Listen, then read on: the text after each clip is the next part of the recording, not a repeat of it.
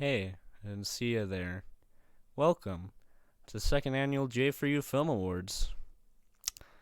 So, about a couple of weeks ago, when this whole event was being planned, I made the joke, hey, our idea of like the date for the show was the day after the Golden Globes, That'd be kind of fun, right? Make the joke like, hey, we're not the Golden Globes, but hey, we're not bad, right? And, that sort of joke.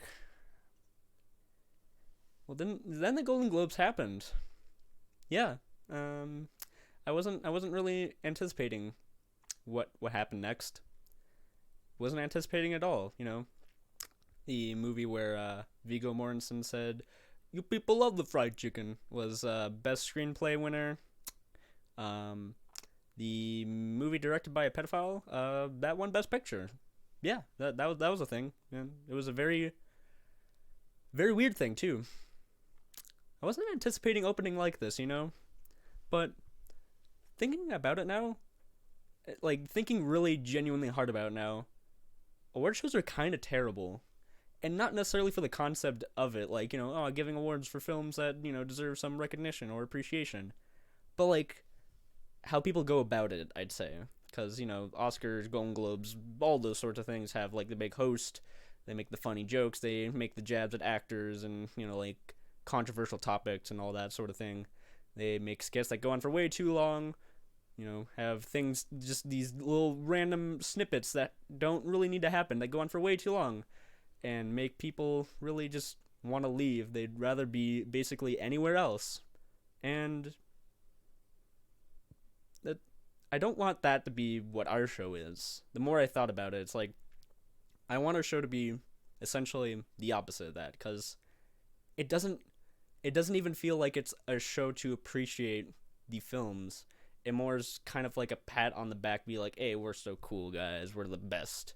Not appreciating craft or the genuine, power films have. It's more of a, bit of a coarse thing to say, but kind of a circle jerk. But, I'm going to do something this year that last year was sort of, lighter, funnier kind of style. This year, I want to bring a genuine sincerity to the films I'm talking about. Because for all the films selected, even for some that have, like, issues, or some of the ones that I have a great appreciation, I do care about all of these films in some way, shape, or form. And with other shows, you kind of get the feeling like they don't really care about the awards, except like, when there's the awards speech by, people who win their statue at the end of the day. They're incredibly happy for all the work put into it.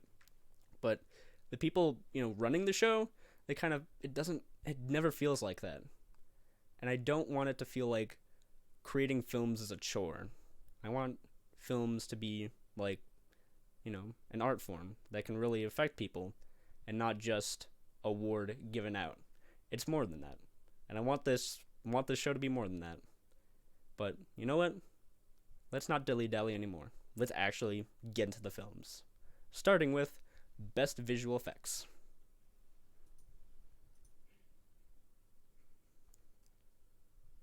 First we have Best Visual Effects, and the current nominations are First Man. Goal is degrading. Slow your rate. Do you read? Kneel.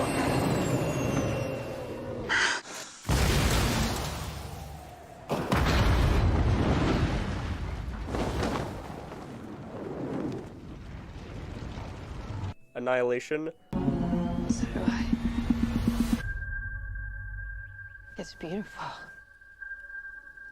Check this out. Solo, A Star Wars Story. Here they come! Let me give you some advice. Assume everyone will betray you. Mission Impossible Fallout.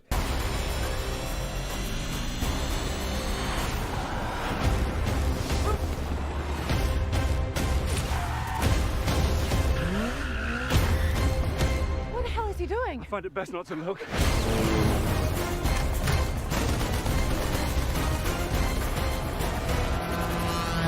And Avengers Infinity War.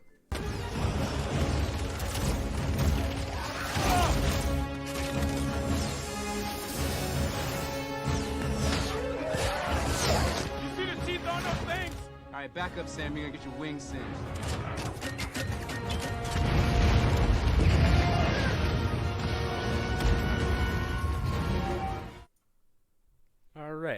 Now, one other thing I want to mention is that it doesn't just include visual effects, like, VFX effects and all that sort of thing. It also includes, like, stunt performances and, just stunt coordination and all that sort of thing, because that is a pretty important art in of itself, especially within, like, major blockbuster films, because, people are actually risking their lives to create these films and, through their own physical artwork.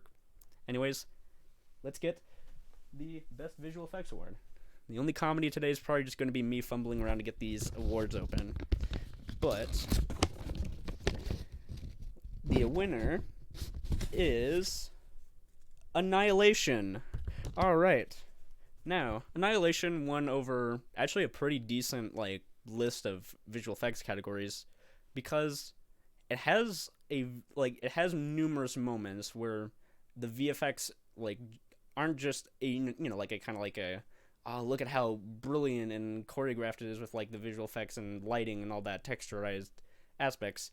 It feels like the VFX were really brought into the scene, it helped create the world rather than Beale showing wow, look at the world. It's more of a you can feel it around you. You get the sense of it. And with brilliant visual effects moments, especially during the ending. If nothing else, this win is because of that last act of the film, which from a visual standpoint is one of the most brilliant of the year, and it is definitely one of the best sci-fi films of the year, and that's why it got this Best VFX award. Alright, so next we're going to be going on to Best Costume Design.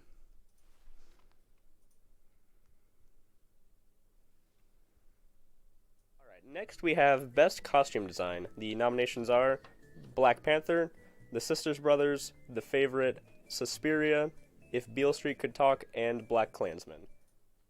Alright. Now, the winner for Best Costume Design goes to Black Panther, costume designer Ruth E. Carter. Now, the one that could have been obvious is The Favorite, because The Favorite's this very, detailed period piece with its costume designs and whatnot, and it really is brilliant.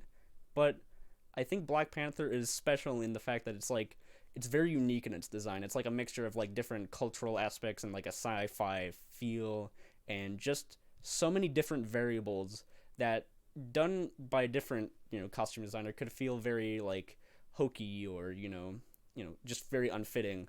But it is so beautifully done here. And not only does it create the iconic Black Panther costume now, which, now is part of, is pretty iconic by this point. It's created some brilliant character designs, especially during many moments with Wakanda. And that is why I chose it for Best Costume Design. Alright. Next, we have Best Production Design. Best Production Design. The nominations are Roma, Annihilation, If Beale Street Could Talk, The Favorite, Suspiria, and First Man. Alrighty then. And the winner for Best Production Design goes to The Favorite. Production designers Fiona Crombie and Alice Felton. Now, this was The Favorite win that I felt was more deserved. While, costume design was great, I feel especially considering it was mostly just one location that The Favorite took place in, it was so beautifully designed. Every single different room within the film and every single, area has, a unique feel to it and a different tonal aspect to it. And paired with the lighting and just some of the prop placement, it's so beautiful. It does kind of remind you a lot of something like Barry Lyndon, but not in that specific way. Kind of a bit more bleaker look. And it's both beautiful, kind of sad looking, but definitely impressionistic, and one of the most beautiful looking production designs of the year. Alright. Now, we are going on to Best Editing.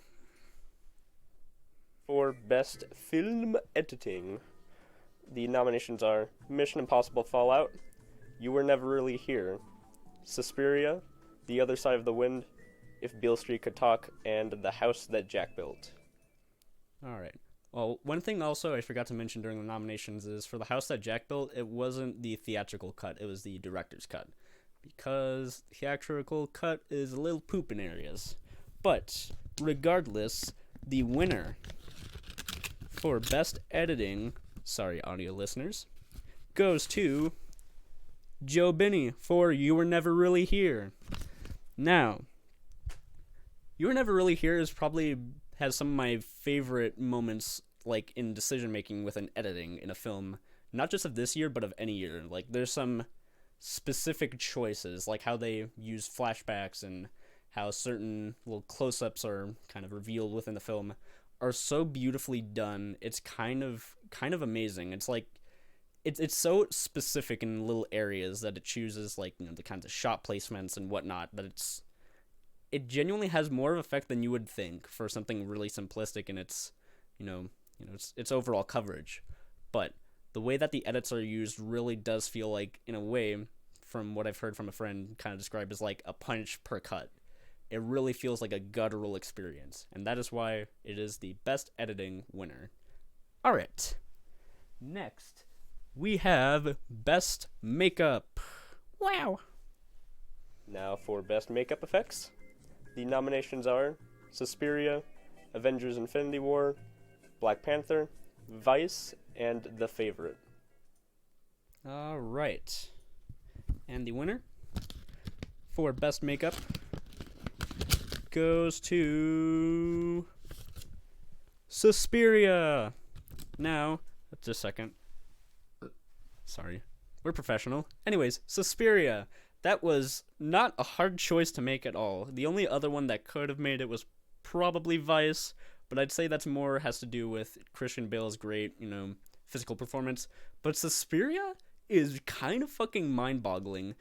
Just, if nothing else, the fact that the same actor is able to play 3 different characters just through how good the makeup was. Like, she plays kind of like an instructor, like a really old doctor, and some fucking terrifying, kind of disgusting monster lady.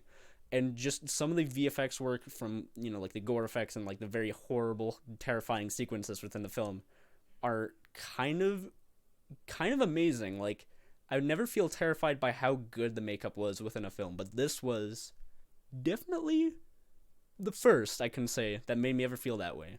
But that is why it won best makeup for a film. Alright. Next up, we're getting into the sound category with best sound mixing.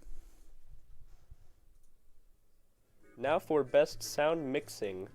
Nominations are A Star is Born, First Man, Roma, Annihilation, and Mission Impossible Fallout. Alrighty then. And the winner for best sound mixing goes to...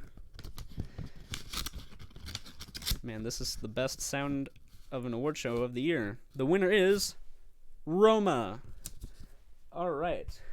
So, Roma was an interesting one, because the sound was definitely an important aspect of the film, but I thought for the most part it's like, the visuals are really what tell the story, but no, it's really the sound that has the biggest impact within that film. Like, there's certain moments where it's very quiet, very kind of atmospheric, and there's some moments that are just like bursting with sound, and the way that's mixed within each other is so brilliantly done. It's kind of what makes the movie work as well as it does. And just like specific moments like the riot sequence near the middle of the film, the ocean sequence near the end of the film, and more of the quiet moments too, is what makes it a sound mixing perfection. Alright. Now on to the second one, best sound editing. Now for best... Alright, this is going to be awkward. Now for best sound editing. The nominations are Widows, You Were Never Really Here, First Man, Annihilation, and Mission Impossible Fallout. Alright. And the winner for best sound editing goes to... It's upside down. First Man. Alright. Now, sound mixing is more like the kind of the manipulation of the already existing sounds that they have to create like a scene. But sound editing is more of the choice of sound within a film. And First Man is some of the best usage of sound to create like the most intense claustrophobic experience I've seen probably all year. It kind of reminds me a lot of like the sounds that Dunkirk had last year, where it was these just sort of terrifying specific sounds that created like a almost horror film aspect to it. And while First Man isn't a horror film, the sequences, like the space travel sequences and the way that sound is used is so very specific, like the creaks of metal and certain like glass breaking and all those certain sounds, the ones that they choose are so brilliantly implemented within the film. And especially when it decides not to use sound, which, I mean, for people who know what the film is about, you know, the Apollo landing, there is a point where they go on the moon, and the decision to cut out the sound at a specific point, not just they cut out the sound in general because it's space, but the way they do it is so impactful and makes that scene, you know, just so effective, is the way that they use that sound. And that's why it is my pick for sound editing. Alright. Now, we're getting into Best Cinematography. Now for Best Cinematography. The nominations are If Beale Street Could Talk, cinematographer James Laxton; Roma, Alfonso Cuaron; First Man, Lynne Sandgren; Mission Impossible Fallout and Annihilation, because the same cinematographer did both, Rob Hardy; The House That Jack Built, Manuel Alberto Claro; and You Were Never Really Here, Thomas Townend; and Suspiria, Seumbo Mokdiplom. Alright. And the winner for Best Cinematography goes to James Laxton for If Beale Street Could Talk. Now, this was also one that, while the list was incredibly hefty, the pick was obvious from the start. James Laxton's cinematography in this film is just brilliant. Like, even with, like, Roma, which is, like, epic in scale, it's so personal and kind of soft and lighting, and just every little aspect of the visuals of the film give it that perfect atmosphere that's trying to go for this both kind of harsh but loving atmosphere. And it's so, like, perfect in the handheld cinematography, the way the color is used. Every little aspect of the image was just perfectly used. And that is why it is my Best Cinematography winner for this year. Alright, now we're going on to Best Original Score. Here it is. Now, the nominations for Best Score. The nominees are Suspiria, scored by Thom Yorke;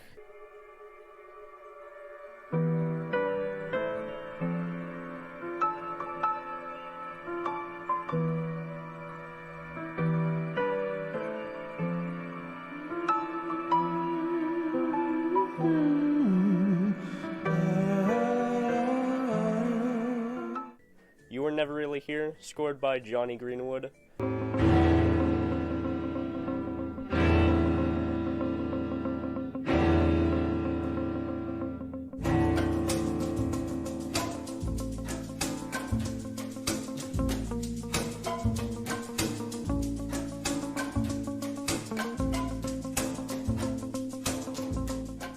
Mandy, scored by Johan Johansson;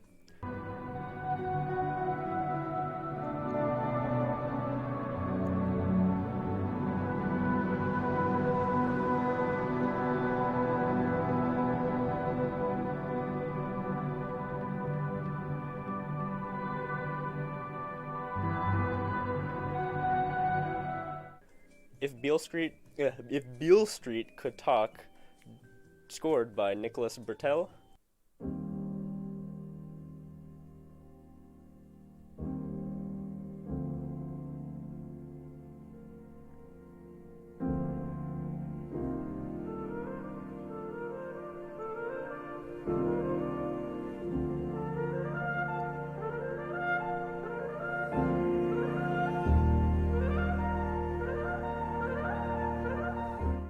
First Man, scored by Justin Hurwitz;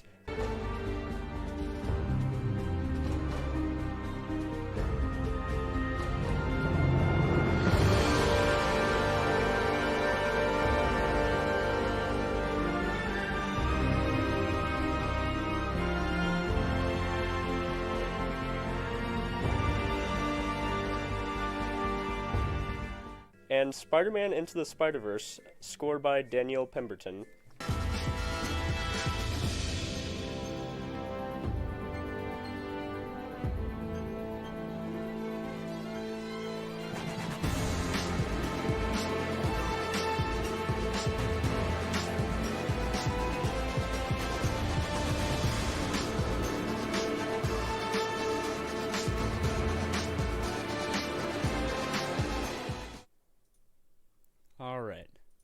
Now, the winner for Best Original Score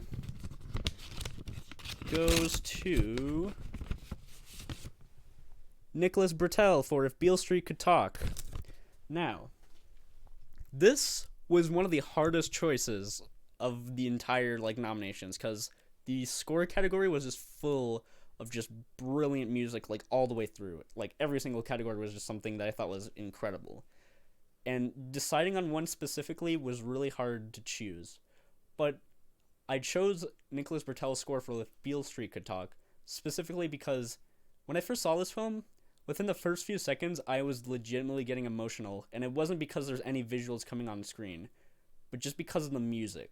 The music itself is so impactful and so just, in the way the cinematography was, is so intimate and just personal, if harsh at times, but just so touching in a way. It is perfect for this kind of film. A film that's so completely intimate in its subject matter. It is why it is my personal favorite score of the year. Anyways, let's get on to the next choice for Best Animated Film. First, let's do Best Animated Film. First is Isle of Dogs, directed by Wes Anderson. Next is Mirai, directed by Mamoru Hosoda. Then there is Incredibles 2, directed by Brad Bird. Next is Night is Short, Walk on Girl, directed by Masaki Yasuda.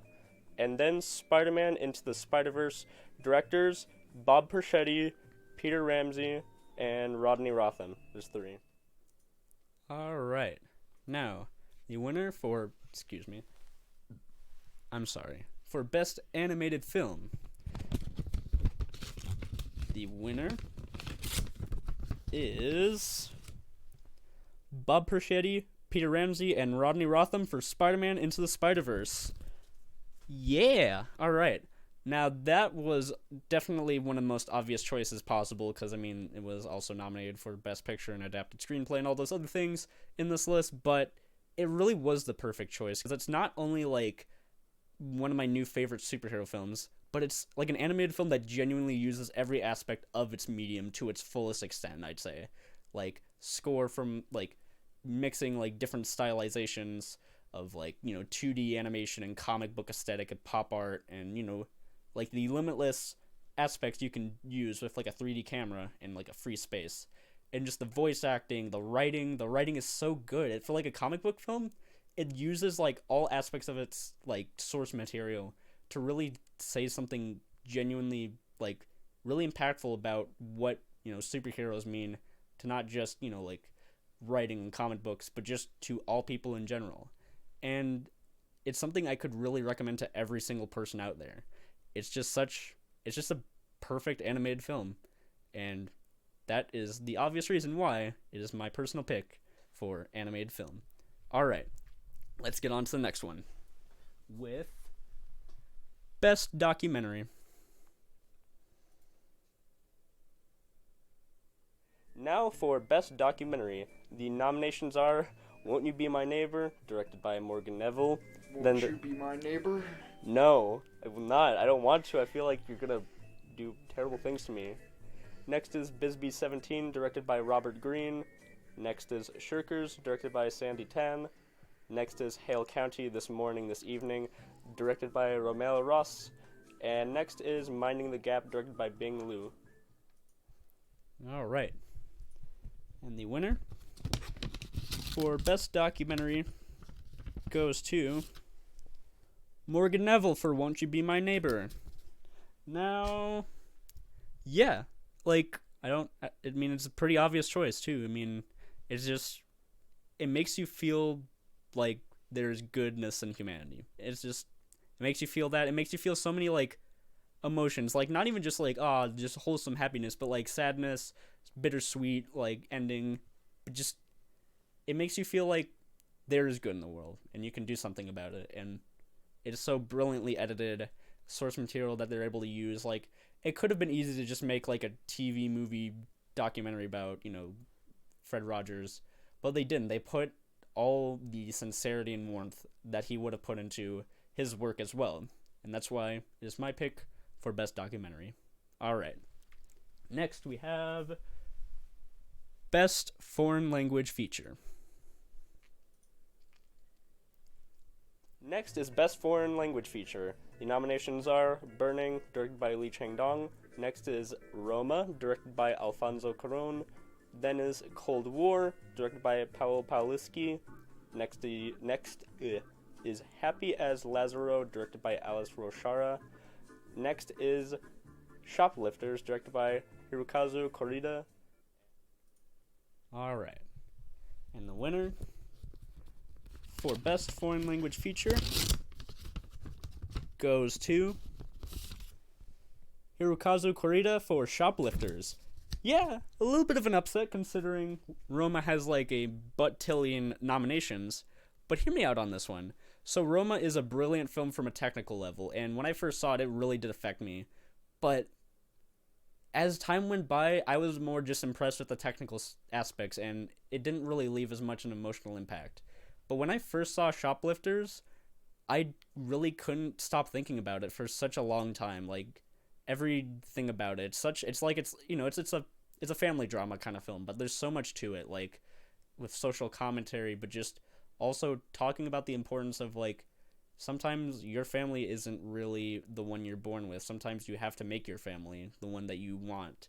And, films that are able to find those very specific messages and be able to deliver on them is really, it's really important. And a film like Shoplifters is a perfect example of something like that. And I would recommend, if it's playing anywhere nearby you, because, America doesn't enjoy foreign language films for some reason, please go see it and do yourself a favor. Watch it, please. Thank you. And that is my pick for Best Foreign Language Feature. All right. Now let's get on to the next choice with Best Directional Debut Feature. All right. Next is a new category to this award ceremony, is Best Directional Debut Feature. The nominations are Mid-90s, directed by Jonah Hill. Next is Wildlife, directed by Paul Dano. Then is Sorry to Bother You, directed by Boots Riley. Then Hereditary, directed by Ari Aster. And last is A Star is Born, directed by Bradley Cooper. All right. And the winner for Best Debut Feature goes to Boots Riley, Sorry to Bother You. Also, sorry to Nick for not having Mid-90s win. But it just do be like that sometimes. Anyways, Sorry to Bother You is great because as a directional debut, it doesn't really even feel like one. It feels so, like, perfectly stylized and with so many, like, little idiosyncrasies. It doesn't feel like a first-time director. It feels like a director who's developed his style in the past couple of years. But Boots Riley has developed his style with just his first feature, which may have something to do with his background in some music video work. But it feels like such a great mixture of many different directors, like Michel Gondry, Spike Jonze, and a whole bunch of other filmmakers. And it's something that's both hilarious and terrifying in the current climate of the world. And it's something I would recommend everybody see because it's definitely one of the best comedies of the year. Anyways, that is why it is my choice for Best Debut Feature of the Year. And my phone is making an alarm because we gotta have at least one interruption during this award show.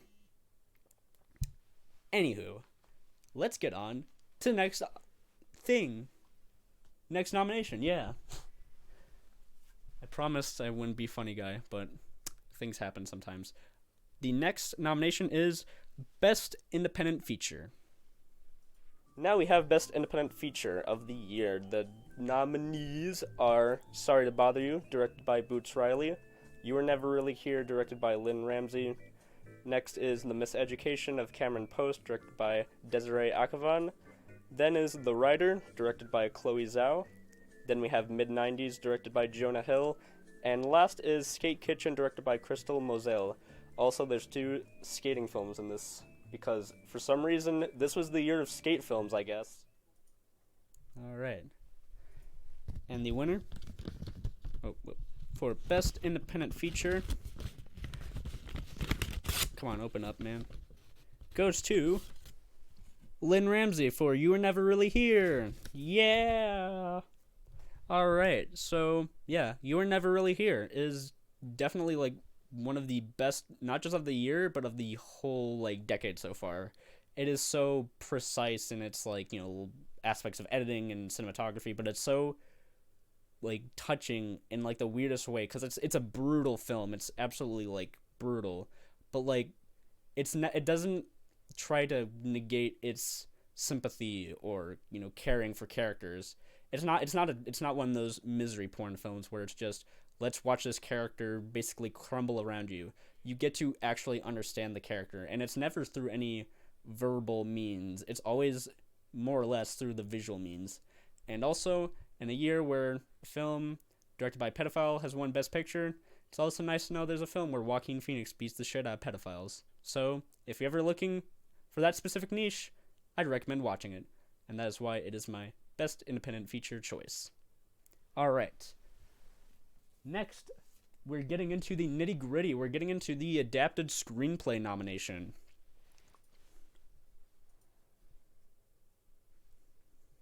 The nominees for Best Adapted Screenplay.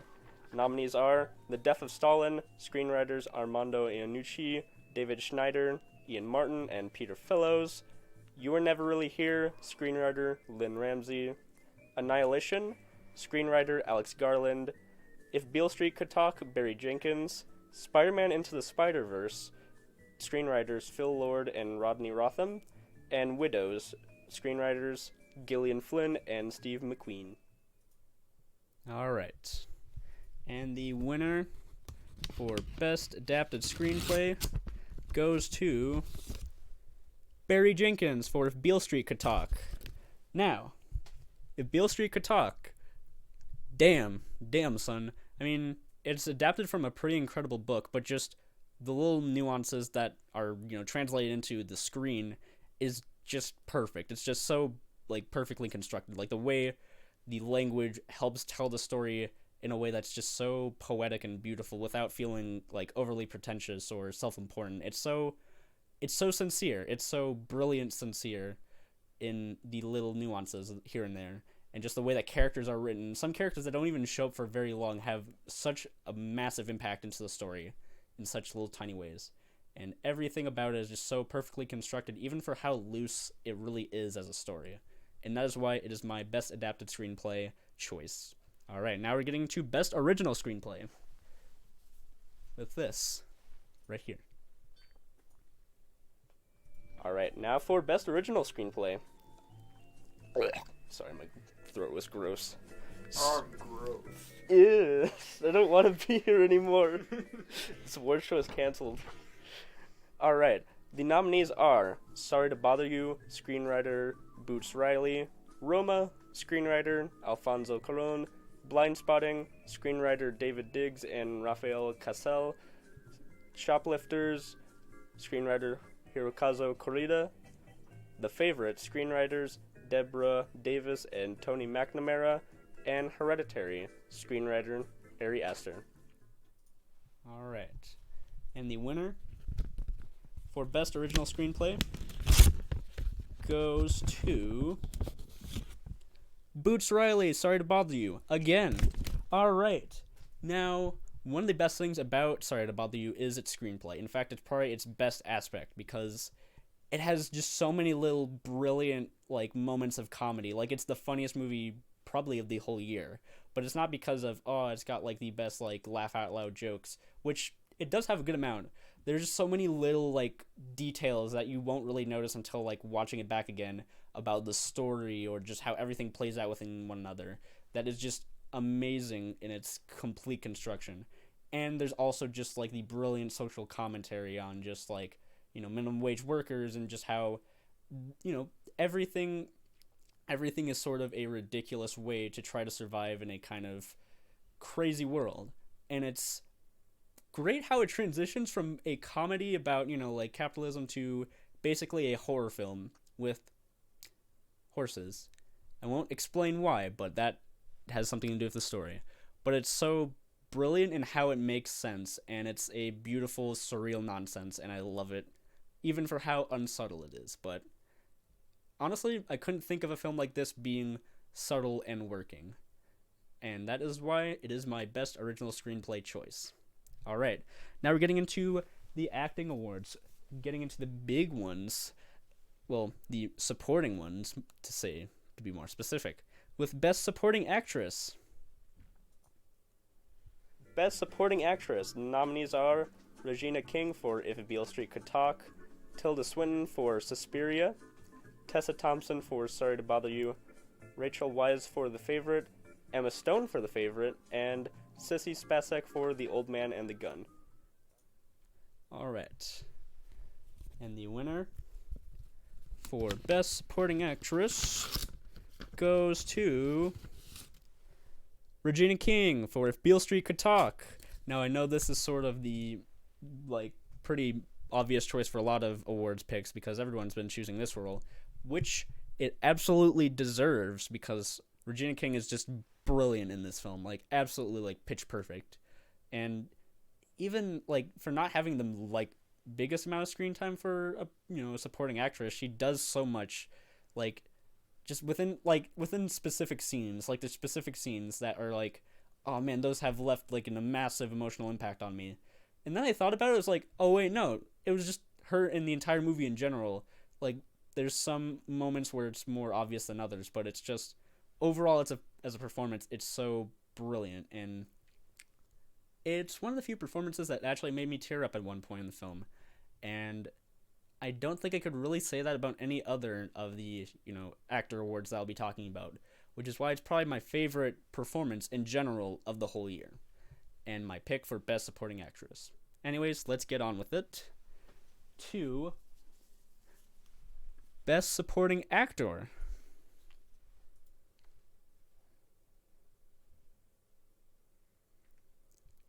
Alright, now for Best Supporting Actor, nominations are Richard E. Grant for Can You Ever Forgive Me, Nickel Smith for Mid-90s, Steve Carell for Beautiful Boy, Stephen Yeun for Burning, Jake Gyllenhaal for Wildlife, and Brian Tyree Henry for If Beale Street Could Talk. Alright, and the winner for Best Supporting Actor goes to... Come on. Oh my god. No, it's stuck. Alright. The winner is Brian Tyree Henry for If Beale Street Could Talk. Now, this is kind of the opposite of Regina King, not in quality, but in sort of the character that Brian plays. Because he's only in it for, I'd say 10 minutes. But in terms of 10 minutes, I felt I had every single emotional, every single emotion I could feel just felt within those 10 minutes that he was on screen for. It is kind of... It's debate. I kind of go back and forth between both Regina King and Brian as my favorite performances of the year, even though his is such a small moment. But it's such an important moment. It's a moment that really sets up the rest of the film, that if it failed, it could have basically collapsed the whole film. But it is just perfect. It is so perfect. It transitions from being this character who's so warm and enjoyable, and then once you understand more about his character, you kind of get the opposite of that, the kind of dark, sort of, seedy aspects of his life that he's trying to, hide from. And it's so brilliantly realized, and it is my Best Supporting Actor choice of the year. Anyways, now we're getting on to the leads. We're almost done, guys. Not many left. With Best Actress. Alright, now we're getting on to the lead performance roles. For Best Actress, the nominees are Yalitza Aparicio for Roma, Viola Davis for Widows, Lady Gaga for A Star Is Born. I don't actually know what her real name is. It's some sort of Italian name. I don't know. Yeah, it is a lady. You know what? Never mind. Toni Collette for Hereditary, Helena Howard for Madeline's Madeline, Kiki Lane for If Beale Street Could Talk, and Natalie Portman for Annihilation. Alright. And the winner for Best Leading Actress goes to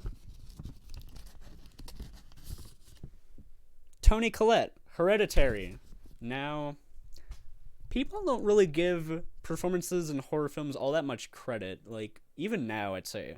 But Toni Collette is, it's kind of incredible, how much her performance leads to how terrifying this film really is. Because there's moments where you really feel like her. You really feel these moments of just kind of brief insanity are actual like insanity, not just from like the filmmaking perspective, but her insanity.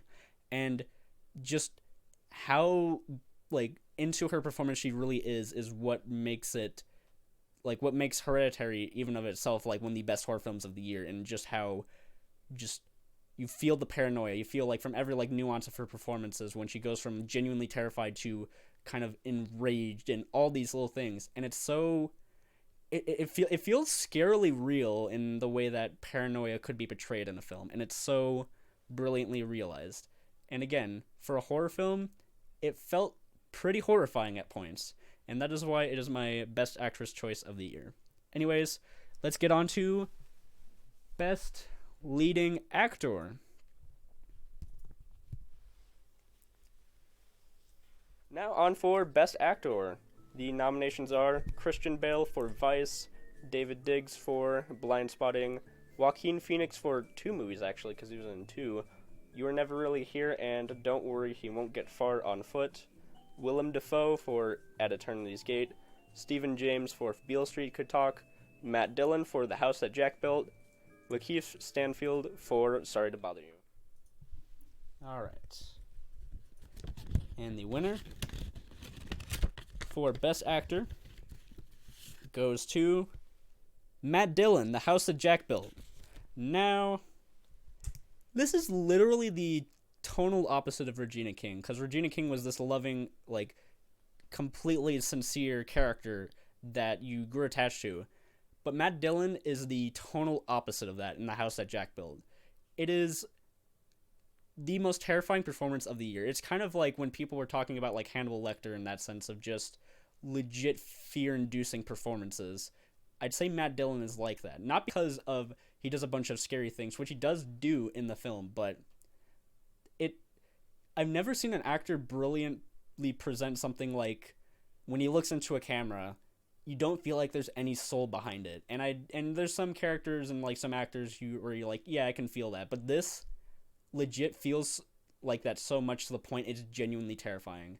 And he's a character that I feel, especially for the current times, is important to kind of realize exists. And films like that, like this, that kind of delve into those characters are important in a way. Realizing sometimes you won't really fully understand the most terrifying and most despicable of people. But Matt Dillon, someone like Matt Dillon, who isn't, like when he was making the film was saying, this isn't something I feel like I could really do, willing to go into those depths and creating a character like this, while is incredibly rough to sit through, is essential. And that is why he is my best actor choice of the year. Alright, two more left. And the penultimate choice being best director.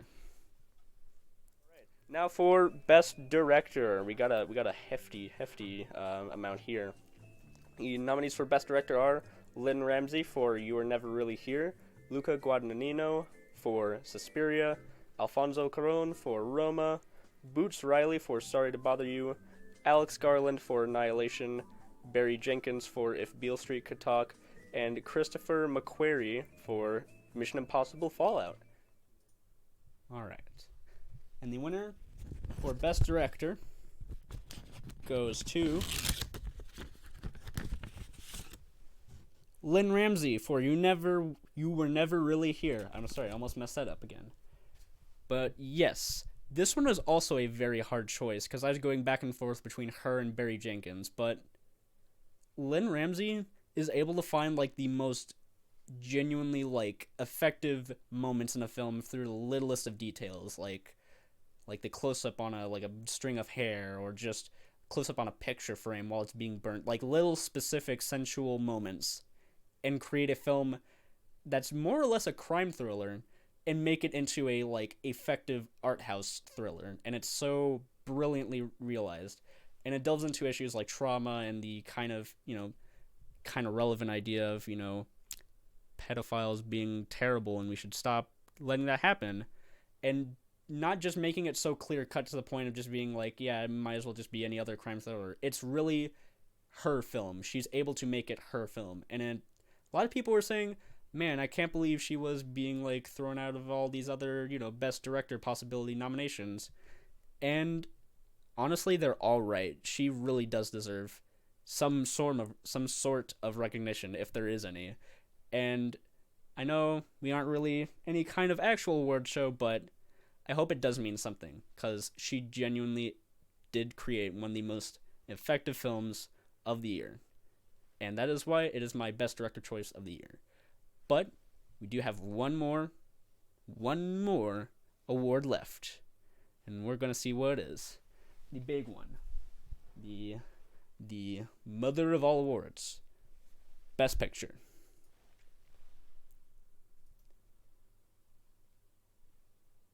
Now, here it is. The big one. The uber powerful one. The Thanos of this whole list. The that. Whatever that is. It's beautiful. I absolutely love it. Alright, now, here it is. Best Picture. Best Picture of the year. The nominees are The Death of Stalin. What are you doing to my father, you jackals? How old are you? I'm old. You're not old! You're not even a person! You're a testicle! Everything's gonna be fine. This is not exactly fine, is it? My father's lying there with his head open. Stalin would have wanted the committee as one. You're the good guy now? You locked up half the nation. Yes, and now I'm releasing them. What are you doing? I've been picking out funeral cushions with Slim Hitler over there. Shoplifters. 選ばれたんかな私たちユリが映ってる児童相談所が警察署に連絡したことでああまずいなこれまずいよな子供に万引きさせるの後ろめたくなかったですか俺他に教えられることが何にもないんです Mission Impossible Fallout. Your mission, should you choose to accept it, I wonder, did you ever choose not to? The end you always feared is coming, and the blood will be on your hands. The fallout of all your good intentions. You Were Never Really Here. You spend your time. What do you do? All day long. It's done.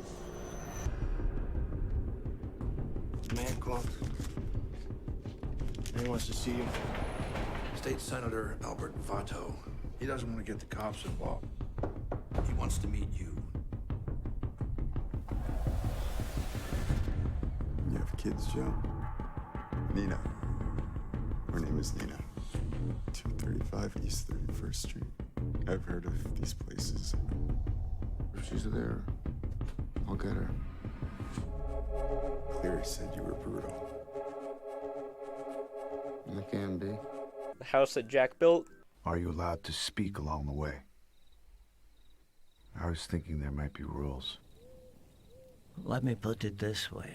Very few make it all the way without uttering a word. But do carry on merrily. Just don't believe you're going to tell me something I haven't heard before. That was maybe a mistake. What was maybe a mistake? Me getting in this car with you. You might as well be a serial killer.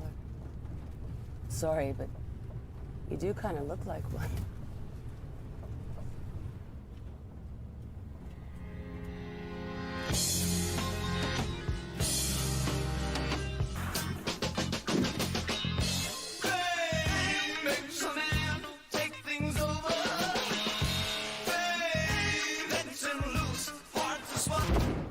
Some people claim that the atrocities we commit in our fiction are those inner desires which we cannot commit in our controlled civilization. So they are expressed instead through our art. I don't agree. I believe heaven and hell are one and the same. The soul belongs to heaven and the body to hell. If Beale Street Could Talk. You ready for this? I've never been more ready for anything in my whole life. You know I love you. is. I'm yours and you're mine, and that's it. You and me all the time. Honey, there's something I gotta tell you.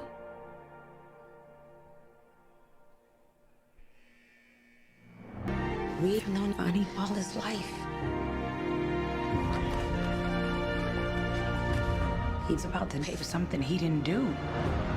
These are our children, and we gotta set them free.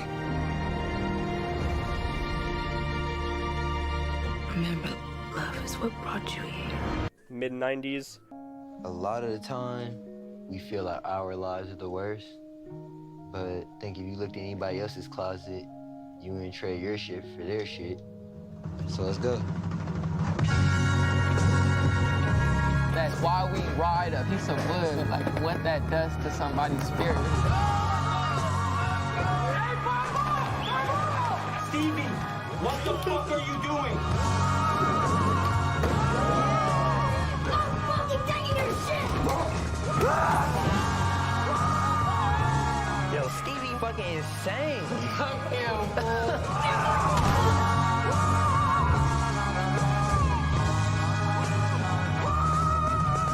Suspiria. You're making some kind of deal with them.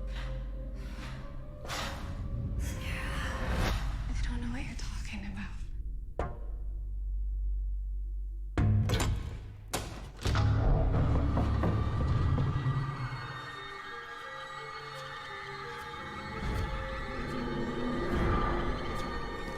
It's all a mess. The one out there. The one in here.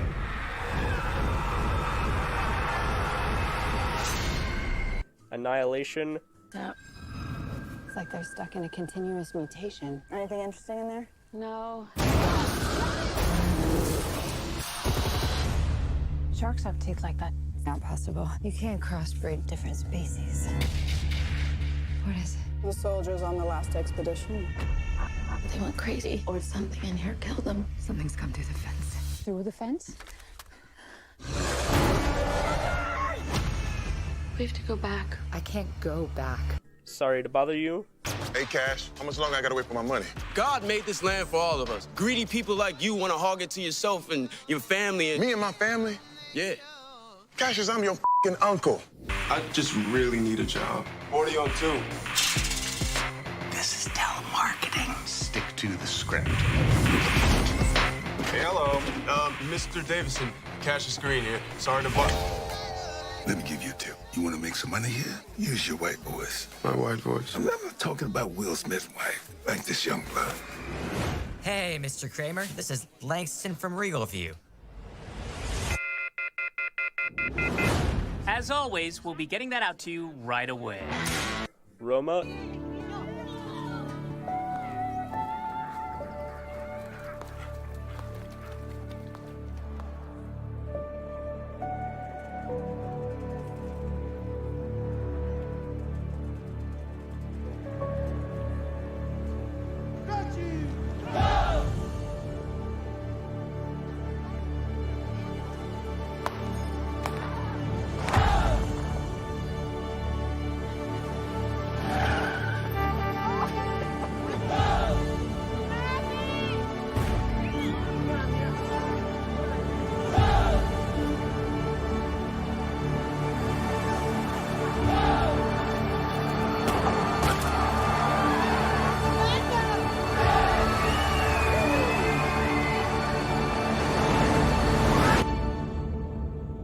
And the very weird outlier of this list, Spider-Man Into the Spiderverse.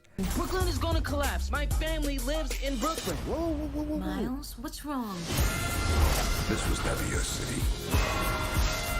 It's mine. If I don't destroy the collider, none of us will have a home to go home to. Remember, what makes you different Let's go! is what makes you Spider-Man. Officer, I love you. Wait, what? All right. We're in for the long haul now. The winner for Best Picture of the year goes to Bohemian Rhapsody. I'm just kidding. It's If Beale Street Could Talk. Producers Megan Ellison, Dee Dee Gardner, Jeremy Kleiner, Adele Romansky, Sarah Murphy, and God himself, Barry Jenkins. Now, this was a kind of a toss-up between You Were Never Really Here and this film. But I chose If Beale Street Could Talk because it's the most loving film I've seen this entire year, even including Won't You Be My Neighbor, which that's kind of a milestone if you think about it. But it's just so caring of the characters it creates for its film, and just it doesn't feel like a film that's created out of any cynical reason or any pretty kind of manipulative reason. It is so thoroughly loving, and it is sincere from beginning to end, from the first frame, the first title card of the film, to the last second of the film. It is a completely sincere film. And everyone in production seems to have put their heart into it, especially the director himself and screenwriter Barry Jenkins. And everything is just so beautifully realized. Its discussions on just, in the face of any kind of adversity, love will always prevail, which, is a cheesy subject if done wrong, but if done well, it can create genuinely one of the most powerful films of the year. And that is what If Beale Street Could Talk is in a nutshell. The most powerful film of the year. And it is my pick for Best Picture of the year. And that is the J4U Film Awards. Yeah! Nothing went behind there. But yeah, that's the award show. It's finally done. And I hope for everyone here, you have had an enjoyable show. A much more enjoyable show than the Golden Globes, hopefully. Otherwise, we might have to reconsider our format. But thank you all so much for taking the time to watch this in any way, shape, or form. If it's live right now, if it's later in the future, any form, thank you so much for watching. And if our creative director would like a word, possibly? Sure, just give me 1 sec. Oh, I'm still so fat. We may be trying to be a bit serious, but not too serious. Yeah. Well, I'd say this has been another successful year of the award show. I mean, last year I loved the live stream, and I think we were able to top it this year. And some very great choices, great award show overall, and thank you so much for putting it all together. Thank you so much for curating it all, too. Yeah, it's my pleasure. But yeah, hopefully 2019 we can have some fantastic movies to, again, continue to inspire. Yes, and continue to inspire for years to come. Yeah. And thank you all so much for watching. And I hope you all have a pleasant rest of your new year. Thank you again.